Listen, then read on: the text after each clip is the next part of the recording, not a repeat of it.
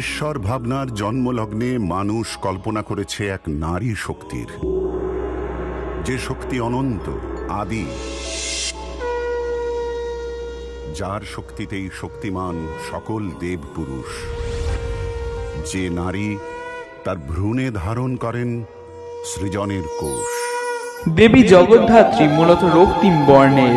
তিনি চতুর্ভুজা, শঙ্খ, চক্র, পঞ্চবাণ এবং ধনুধারিণী। তিনি জগৎ ধারণ করে আছেন। তিনি মাতৃরূপা মহাশক্তি, সিংহারূঢ়া ত্রিনয়নী।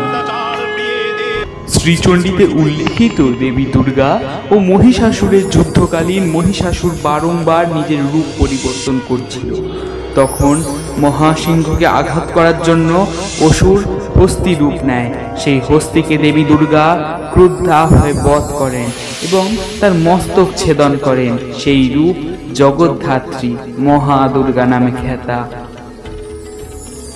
অন্য একটি কাহিনী অনুসারে দেবগণ ভেবেছিল তারাই সর্বশক্তির ঊর্ধ্বে। মদগর্বে গর্বিত দেবগণ ভুলে গিয়েছিল সমস্ত দায়িত্ব কর্তব্য। তখন দেবী তাদের সামনে একটি তৃণখণ্ড রেখে বলেছিল বিনষ্ট করতে, কিন্তু কোনো দেবগণই তাদের শক্তি দ্বারা সেই তৃণর কিচ্ছু করতে পারেনি।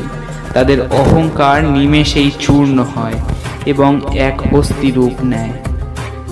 সেই হস্তিকেই নাশ করেন দেবী এবং এই হস্তিকে করিন্দা আসুর নামেও আমরা জানি। দেবগণ মাথা নত করেন সেই দেবীর সম্মুখে।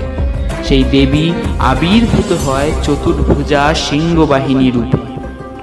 শঙ্খ, চক্র, ধনুক ও বাণধারী এই দেবী মহা দুর্গা দেবী জগদ্ধাত্রী।